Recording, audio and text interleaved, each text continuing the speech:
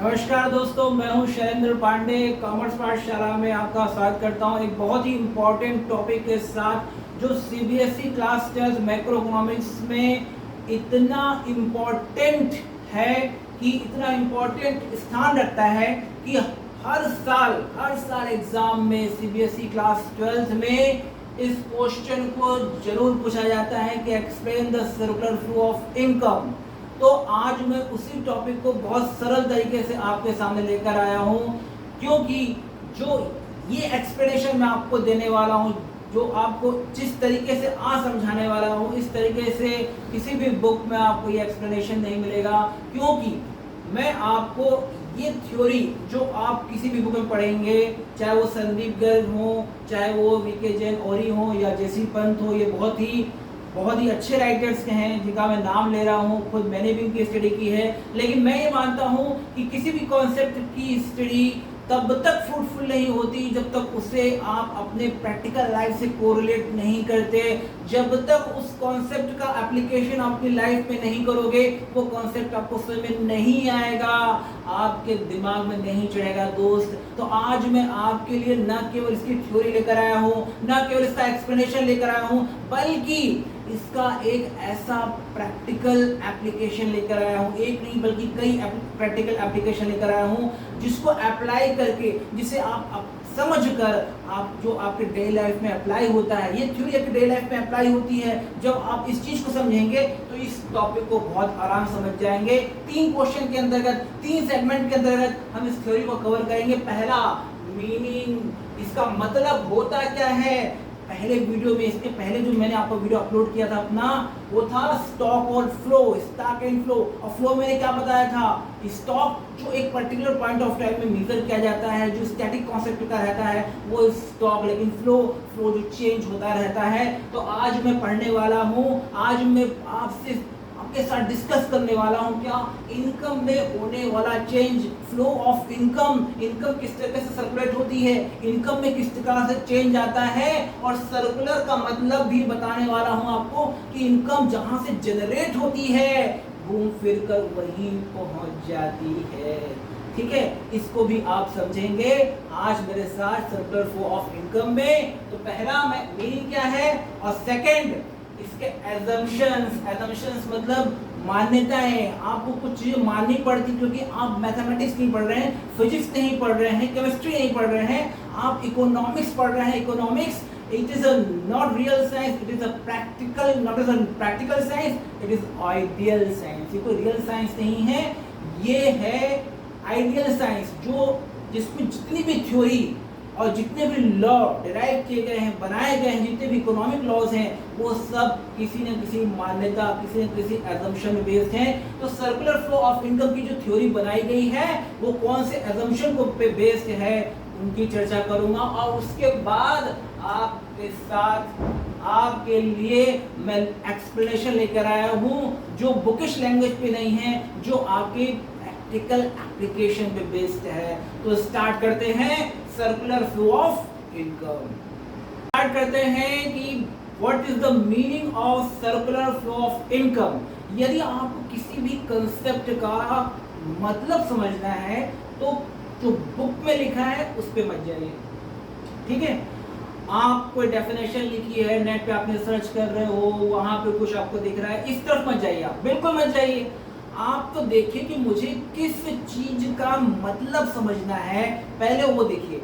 आप देख रहे हो सर्कुलर फ्लो ऑफ इनकम, इसको हम ऐसा ही बोल सकते हैं ना कि हमें किसका चेंज समझना है और किस तरीके का, हमें इनकम का सर्कुलर फ्लो समझना है, हाँ या ना, यस या नो। हमें कैसा चेंज समझना है, किसका चेंज समझना है, पहले वो समझे। इनकम का,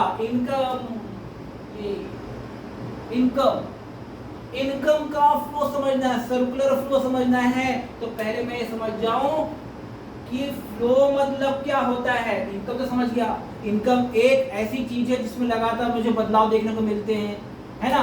इट इज अनदर, कौन सा concept, dynamic static, yes dynamic concept. ठीक है, अनदर एग्जांपल ऑफ फ्लो। लेकिन इनकम में फ्लो कैसा होता है वो जानने के लिए, इनकम में चेंज कैसा होता है वो जानने के लिए आज मैं पढ़ रहा हूँ, आज मैं समझ रहा हूँ क्या सर्कुलर फ्लो ऑफ इनकम। तो ये सर्कुलर का मतलब क्या है, अभी जो बताने जा रहा हूँ ना, बहुत ही कान खोल के इसको एक बार में समझ जाना, आपको किसी बुक की जरूरत ही नहीं है। सर्कुलर फ्लो ऑफ इनकम मतलब इनकम जहां से जनरेट होती है ना, घूम फिर कर वहीं पहुंच जाती है। इस राउंडेड मोशन का मतलब क्या हुआ, वो एक राउंड लेकर वहीं पहुंच गई इनकम जहां से जनरेट हुई थी। इनकम का स्टार्टिंग पॉइंट उसका एंडिंग पॉइंट बन रहा है, मतलब क्या, उसका पाथ क्या है, सर्कुलर। मतलब इस कंसेप्ट में, इस थ्योरी में मैं ये पढ़ूंगा कि इनकम जहां से जनरेट होती है घूम फिर कर वहीं पहुंच जाती है। और कैसे पहुंचेगी, इस बात की चर्चा मैं आपको एक्सप्लेनेशन के अंतर्गत करूंगा। लेकिन उससे पहले एजम्पशन में लिखा था ना कि किस चीज को आप मान के चलेंगे। इस थ्योरी में कुछ चीजों को मान के चलना पड़ता है कि हम इस चीज को मान रहे हैं, अदर थिंग्स रिमेन कांस्टेंट। ये इकोनॉमिक्स का एक स्लोगन कह सकते हैं, एक आइडेंटिटिकल स्लोगन जिससे इकोनॉमिक्स को पहचाना जाता है। कोई भी थ्योरी, कोई भी लॉ केवल एक वर्ड से स्टार्ट होता है, other things remain constant. Other things remain constant, यदि अन्य बातें समान रहे। ये अन्य बातें क्या होती है, ये अन्य बातें होती हैं एजम्पशंस, आपकी मान्यताएं जो इसके पीछे आपने मान के रखा है। यदि ऐसा होगा तो ऐसा मानेंगे, यदि ऐसा होगा तो ऐसा मानेंगे। तो आपने इस कंसेप्ट के पीछे जो ये कंसेप्ट आपने बना रखा है सर्कुलर फ्लो ऑफ इनकम, जो मैंने एक बात कही अभी अभी आपने भी सुनी होगी कान खोलकर, क्या कि इनकम जहां से जनरेट होती है घूम फिर कर वहीं पहुंच जाती है। तो इसके पीछे ये जो थ्योरी आप दे रहे हो, ये जो आप मुझे बताने की कोशिश आगे करोगे, तो क्या चीज मानकर बताने की कोशिश करोगे। पहली बात जो एजम्पशन बताने जा रहा हूं ना, ध्यान से नोट डाउन कर लेना, बोर्ड पे लिख रहा हूं, एक एक करके नोट डाउन करना आप, एक एक करके मैं एक्सप्लेन करूंगा और ध्यान से समझना, ध्यान से लिखना। It is a very important notes. 5 number का एक क्वेश्चन होता है जो हर बार सीबीएसई क्लास 12 के एग्जाम में पूछा ही जाता है। तो नोट कीजिए, assumptions of circular flow of income. देखो अब समझाता हूँ इसके एजम्पशंस, है ना, आप नोट डाउन करना। सबसे महत्वपूर्ण इसका एजम्पशन, वो बहुत ही इंपॉर्टेंट मान्यता जिसके आधार पर इस प्रमुख, बहुत ही important concept of the macro economics of your class, circular flow of income की नींव रखी गई। और वो बहुत ही महत्वपूर्ण मान्यता क्या है, वो है कि ये जो कंसेप्ट है इसमें ये माना गया है, सर्कुलर फ्लो ऑफ इनकम का जो सबसे मेन एजम्पशन में, उसमें ये माना गया है कि इसमें केवल 2 सेक्टर काम करते हैं। कोई भी वर्ल्ड की कोई भी इकोनॉमी हो, किसी टाइप की इकोनॉमी हो, चाहे वो सोशलिस्ट इकोनॉमी हो, चाहे वो कैपिटलिस्ट इकोनॉमी हो, चाहे वो इंडिया की मिक्स्ड इकोनॉमी हो, हर टाइप की इकोनॉमी में माय फ्रेंड 4 सेक्टर होते हैं। कितने सेक्टर होते हैं, 4 सेक्टर होते हैं। पहला सेक्टर होता है प्रोड्यूसर, दूसरा होता है हाउस होल्ड सेक्टर, तीसरा होता है गवर्नमेंट सेक्टर और फोर्थ होता है रेस्ट ऑफ वर्ल्ड सेक्टर। लेकिन इस थ्योरी को समझाने के लिए अर्थशास्त्री क्या सुझाव देते हैं, वो ये कहते हैं आप गवर्नमेंट सेक्टर को इग्नोर कर दो, गवर्नमेंट की पॉलिसी का इस जो कंसेप्ट है, इसकी जो थ्योरी है, उससे कोई लेना देना नहीं है। मैं जो बात समझाने जा रहा हूँ, हम जो बात करने जा रहे हैं, उसका गवर्नमेंट की पॉलिसी से कोई लेना देना नहीं है, रेस्ट ऑफ वर्ल्ड का कोई इंटरफेयर नहीं होना चाहिए। सिर्फ 2 सेक्टर जो बना रहा है चीजें और जो कंज्यूम कर रहा है इकोनॉमिक्स, इस पर एक जो उसका बेसिक सिद्धांत है आप बता देता हूँ, कैसे इकोनॉमिक्स इतना ब्रॉड होता गया, उसके नए नए लॉस, नए नए थ्योरीज बनते गए। Consumption and production, consumption and production, मतलब इन सबको ध्यान में रखकर ही सारी जितनी भी इकोनॉमिक्स की थ्योरीज थी या लॉस थे सब डिराइव किए गए। तभी तो कहा गया कि according to demand you have to supply. Supply कौन करता है, प्रोड्यूसर, और डिमांड कौन करता है, कंज्यूमर। यहाँ भी यही बात है दोस्तों, इसीलिए 2 सेक्टर को रखा गया ध्यान में और ये थ्योरी बनाई गई कि केवल 2 सेक्टर ही इस पूरी थ्योरी में डिस्कस किए जाएंगे। पहला कौन सा, पहला सेक्टर है आपका हाउस होल्ड सेक्टर, और दूसरा क्या है, प्रोड्यूसर सेक्टर, जो चीज बनाएगा, और दूसरा क्या है, कंज्यूम करेगा। अब second factor payment equals to factor income, मतलब अब जब प्रोड्यूसर को चीजें बनानी होंगी या कोई सर्विसेज गुड्स या सर्विसेज का प्रोडक्शन करना होगा तो वो कहाँ से लोगों को हायर करेगा। हमने अदर दो सेक्टर तो निकाल ही दिए, गवर्नमेंट सेक्टर निकाल दिया और रेस्ट ऑफ वर्ल्ड सेक्टर निकाल दिया, तो कहाँ से लोगों को हायर करेगा? ऑब्वियसली कहाँ से हायर करेगा? वो हायर करेगा आपके हाउस होल्ड सेक्टर से। तो हाउस होल्ड सेक्टर से लोगों को हायर करके उनकी मदद लेके क्या करता है, गुड्स या सर्विस का प्रोडक्शन करता है, उसके बदले में उनको पेमेंट करेगा। तो जितना पेमेंट करेगा उतनी ही फैक्टर की इनकम होगी, मतलब उतना ही जो लोग हायर किए हैं उसने कहां से, हाउस होल्ड सेक्टर से, उनकी उतनी इनकम होगी जितना प्रोड्यूसर उनको पेमेंट करेगा। Factor payment equals to factor income. There is no other sources of income of household sector. Household sector से जितने लोग हमने हायर किए ना, उनका सोर्स केवल एक ही इनकम है, प्रोड्यूसर उन्हें कितना पेमेंट करता है, कोई दूसरी तरफ से वो इनकम नहीं हो रही है। तो factor payment equals to factor income, ये इनका दूसरा मेन एजम्पशन है। और जो सबसे इंपॉर्टेंट बात मैं लास्ट में डिस्कस करने जा रहा हूं, इसको थोड़ा और ध्यान से सुनना और ध्यान से नोट डाउन कर लेना। वो क्या है? No savings in the economy, मतलब प्रोड्यूसर जितनी भी चीजें बना रहा है, जितनी भी सर्विसेज या गुड्स प्रोड्यूस कर रहा है with the help of factors of production which hired from the house hold sector, उस सबको सप्लाई कर देता है। एक भी चीज अपने गोडाउन में नहीं रखता, किसी का भी स्टॉक अपनी गोडाउन में नहीं रखता, सबका सब सोल्ड कर देता है। और दूसरी बात, no there is no savings in the economy on the behalf of also household sector, मतलब ये चीजें वो सोल्ड किसको करेगा? अरे यार दो सेक्टर तो मैंने पहले हटा दिए, कौन? गवर्नमेंट सेक्टर हटा दिया, उसको सोल्ड नहीं कर सकता।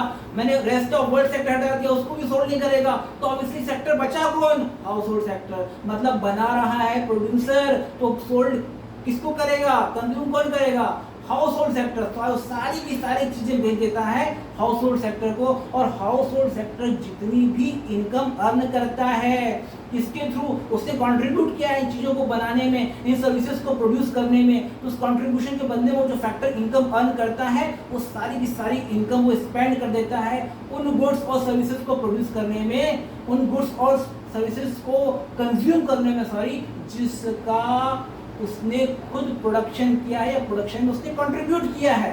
ठीक है, तो यहाँ यदि कंज्यूमर की बात देखें, हाउस होल्ड सेक्टर की बात देखें, तो उनके पास इनकम नहीं बच रही, वो सारी की सारी इनकम स्पेंड कर देते हैं। और यदि प्रोड्यूसर सेक्टर की बात करें तो गुड्स या सर्विस का कोई स्टॉक नहीं बचने दे रहे हैं, सबका सब सोल्ड कर दे रहे हैं। ठीक है, तो there is no saving in the economy. There are three main assumptions of this theory, circular flow of income. अब हम समझते हैं ये तीन मेन assumptions, यदि दिमाग में अच्छे समझ में आ गए तो फिर कोई दिक्कत नहीं जाती इसका एक्सप्लेनेशन करने में। इसको आप डिटेल में कैसा भी एक्सप्लेन कर सकते हैं, फ्लो चार्ट बना सकते हैं, सर्कुलर चार्ट बना सकते हैं और अच्छे से, और जो थोड़ी और अदर बातें हैं, 1-2% बात और रह गई है, वो आप आराम से समझ सकते हैं कि इनकम किस तरीके से जनरेट होती है, किस तरीके से डिस्ट्रीब्यूट होती है और किस तरीके से उसका डिस्पोजिशन होता है। There are 3 phases of the income under the theory of circular flow of income। ये हम अब नेक्स्ट सेगमेंट में समझते हैं। तो देयर आर 3 phases। पहला क्या? इनकम कैसे जनरेट होती है, जनरेट कैसे होगी? हाउस होल्ड सेक्टर से लोगों को हायर करेगा कौन? प्रोड्यूसर, और उनसे मदद लेके गुड्स एंड सर्विसेज क्या करेगा? प्रोड्यूस करेगा। तो यदि आप किसी से मदद ले रहे हो तो उसका क्या करोगे? आप पेमेंट करोगे, ऑब्वियसली पेमेंट करोगे। तो यहाँ से इनकम जनरेट हो रही है, प्रोड्यूसर इनकम जनरेट कर रहा है, प्रोड्यूसर इनकम दे रहा है किसको? फैक्टर्स ऑफ प्रोडक्शन को। जो फैक्टर्स ऑफ प्रोडक्शन मतलब क्या? जो प्रोडक्शन में आपकी हेल्प करवा रहे हैं। ठीक है, इसके बाद जो एंटरप्रेन्योर है, जो इन सब चीज़ों को ऑर्गेनाइज कर रहा है, आपने फैक्टर्स ऑफ प्रोडक्शन क्लास 9-10 में अवश्य पढ़े होंगे, फिर मैं आपको रिवाइंड करवा देता हूँ। There are 4 factors of production. First is land, second labour, third capital and fourth entrepreneur. Entrepreneur का जो रिवॉर्ड होता है वो क्या होता है? प्रॉफिट। लैंड का क्या होता है?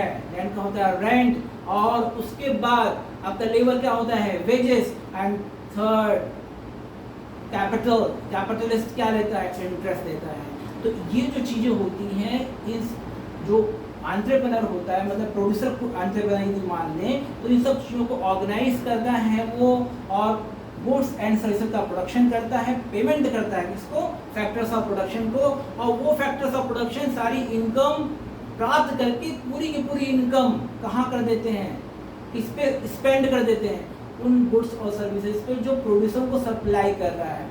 इसलिए कोई भी सेविंग नहीं होती, ना तो प्रोड्यूसर के पास सेविंग कोई कुछ सेविंग होती है गुड्स और सर्विस के रूप में, और ना ही किसके पास होती है, हाउस होल्ड सेक्टर या फैक्टर्स ऑफ प्रोडक्शन के पास। ठीक है, तो अब मैं आपके सामने एक बहुत अच्छा चार्ट बनाने जा रहा हूँ, बहुत अच्छा डायग्राम बनाने जा रहा हूँ। उस डायग्राम को आप फाइनली देखें, आपको ये चीज़ बहुत अच्छे से क्लियर हो जाएगी। जितनी बातें मैंने आपको समझाई हैं उसको आप सिंपली एक डायग्राम के माध्यम से और समझ सकते हैं। जैसे कि आपको इस बोर्ड पे दिखाई दे रहा है कि ये हाउस होल्ड सेक्टर है और ये फर्म्स मतलब प्रोड्यूसर सेक्टर है। यहाँ पर फर्म्स हाउस होल्ड सेक्टर से क्या फैक्टर सर्विसेज हायर करके क्या बना रही है, गुड्स एंड सर्विसेज का प्रोडक्शन कर रही है, जिसके बदले में वो उसको क्या कर रही है, फैक्टर पेमेंट। फैक्टर पेमेंट क्यों, क्योंकि they are factors of production. Okay, और जितना भी पेमेंट के रूप में हाउस होल्ड सेक्टर इनकम प्राप्त कर रहे हैं वो पूरा का पूरा कंजम्पशन एक्सपेंडिचर में खर्च कर दे रहे हैं, और फिर से वही पेमेंट घूम फिर के कहाँ, फर्म्स मतलब प्रोड्यूसर के पास पहुंच जा रही है। तो it is the circular flow of income under the two sector model and with such assumptions, जो आपको याद रखना बहुत जरूरी है। इसके अलावा आप इस डायग्राम से एक चीज और समझ सकते हैं, वो क्या है कि यदि आप देख रहे होंगे इस डायग्राम में एक flow of services from household sector to firms. देखिए ये क्या है, फ्लो ऑफ सर्विसेज। ठीक है, इसको आप क्या बोल सकते हैं, इसको आप बोल सकते हैं रियल फ्लो, क्योंकि flow of goods and services क्या कहलाता है, रियल फ्लो। ठीक है, और फर्म्स में देखिए फर्म्स से क्या प्रोड्यूस हो रहा है, गुड्स एंड सर्विसेज, जो कौन कंज्यूम कर रहा है, हाउस होल्ड्स। तो it is another example of real flow. ऐसा फ्लो जिसमें गुड्स एंड सर्विसेज इन्वॉल्व रहते हैं वो क्या कहलाता है, रियल फ्लो। ठीक है, और जिसमें मनी इन्वॉल्व रहता है, जैसे फर्म्स ने गुड्स एंड सर्विस प्रोड्यूस करने के कंसिडरेशन में क्या पेमेंट किया, मनी पेमेंट किया। तो ये फैक्टर पेमेंट्स जो लाइन दिखाई दे रही है इसमें क्या इन्वॉल्व है, मनी।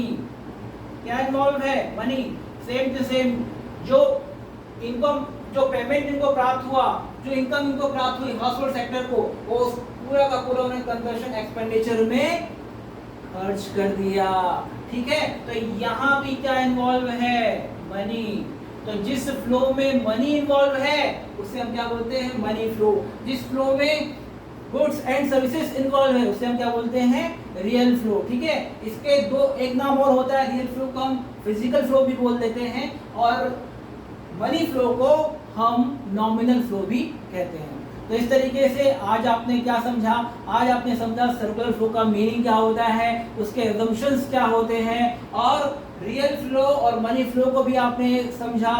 अब लास्ट में कंक्लूड के तौर पे मैं आपसे एक बात और डिस्कस करूंगा कि कभी कभी कुछ स्टूडेंट्स ये बोलते हैं कि सर चलिए आपने डायग्राम के तौर पर समझा दिया, आपने एजम्पशन समझा दिया, मीनिंग समझा दिया, लेकिन जब एग्जाम के टाइम पे वो टेंशन, वो स्ट्रेस में मैं सब कुछ भूल गया, मुझे कुछ भी नहीं आ रहा है, लेकिन मुझे लिखना है 5 नंबर का ये क्वेश्चन है, मैं कैसे छोड़ दूं, how can I leave this important 5 marks, मैं कैसे इसको लीव कर दूं, कुछ ना कुछ तो मैं इसको गेन करूंगा, कैसे, वो आइडिया क्या है, वो कुछ आइडिया आप दें। तो सर, बच्चों, फ्रेंड्स, दोस्तों, यदि आपको उस टाइम एग्जाम के टाइम पर कुछ भी समझ में नहीं आ रहा है, टेस्ट टाइम में कुछ भी समझ में नहीं आ रहा है, ना मीनिंग, ना assumption, ना डायग्राम, तो सिर्फ आप एक दो रियलिस्टिक एग्जांपल जो इस थ्योरी को प्रैक्टिकल लाइफ से कनेक्ट करते हैं वो लिख दीजिए, तब भी आपको मार्क्स मिलेंगे। अब वो एग्जांपल क्या है, मान के चलिए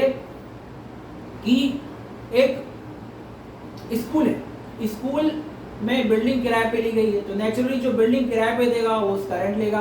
रेंट मान के चलिए 25,000, कितना है, 25,000। और उसके बाद जिसने टीचर अपॉइंट किए, जिसने स्कूल बिल्डिंग किराए पे ली उसने टीचर्स अपॉइंट किए, अब टीचर कंट्रीब्यूट कर रहे हैं इसमें एजुकेशन सर्विस प्रोवाइड करवाने में, वो खुद भी रोल प्ले कर रहा है, एंटरप्रेन्योर खुद भी रोल प्ले कर रहा है कि एजुकेशन सर्विस बहुत अच्छे तरीके से ऑपरेट हो, सब कुछ अच्छे से चलता है, स्टूडेंट की फीस आती है। तो और इसमें आप एक चीज़ और ऐड कर लीजिए कि जिसने बिल्डिंग दी है उसके बच्चे भी स्कूल में पढ़ रहे हैं, जो टीचर्स पढ़ा रहे हैं उनके बच्चे भी स्कूल में पढ़ रहे हैं, ठीक है। तो अब हर टीचर की सैलरी कितनी है 25,000, और जो उनके बच्चे पढ़ रहे हैं स्कूल में उनकी मंथली फीस भी कितनी है 25,000। समझ रहे बात को, इतनी बात ध्यान में आई, ठीक है। इसके अलावा एंटरप्रेन्योर का बच्चा भी स्कूल में पढ़ रहा है, उसकी फीस भी मंथली फीस भी कितनी है 25,000। कहने का मतलब ये है कि स्कूल से आपको जितना आउटपुट जनरेट हो रहा है फीस के रूप में, चाहे वो एंटरप्रेन्योर हो, चाहे वो बिल्डिंग को रेंट पे चढ़ाने वाला व्यक्ति हो, ठीक है, चाहे फिर वो टीचर्स हो, ठीक है, जितने भी लोग स्कूल में सर्विस प्रोवाइड करा रहे हैं, ठीक है, उनको जो भी आउटपुट मिल रहा है, जो भी इनकम उनको जनरेट हो रही है, वो इनकम, वो टोटल इनकम स्पेंड कर देते हैं इसमें फीस पे करने में। मतलब स्कूल जो उनको फीस दे रहा है, स्कूल यहाँ पर क्या है, स्कूल यहाँ पर फर्म, स्कूल उनको जो फीस दे रहा है किसके बदले में, उनकी सर्विसेज के बदले में। स्कूल जो उनको फीस दे रहा है किसके बदले में, उनकी सर्विसेज के बदले में, उसका पेमेंट उनको कर रहा है, वो पूरी की पूरी फीस वो लाके फिर से स्कूल को दे रहे हैं। क्यों? क्योंकि उनके बच्चे भी उसी स्कूल में पढ़ रहे हैं, उनकी मंथली फीस उतनी ही है जितनी उनकी पेमेंट है। तो इसको क्या बोलते हैं, इसको बोलते हैं सर्कुलर फ्लो ऑफ इनकम। मतलब इनकम जहां से जनरेट हुई टोटल इनकम वहीं पहुंच गई, इसको क्या बोले, सर्कुलर फ्लो ऑफ इनकम। यदि ये एग्जांपल भी आप अपने आंसर शीट पे लिख दोगे तो आउट ऑफ 5 आपको 3.5 मार्क्स पक्के मिलेंगे, आप लिख के ले लो गारंटी के साथ। और अगले वीडियो तक मेरा इंतजार कीजिए। यदि ये वीडियो आपको पसंद आया है तो लाइक शेयर सब्सक्राइब जरूर कीजिए, ताकि ऐसे ही वीडियो आपको लगातार मिलते रहें। तब तक के लिए धन्यवाद।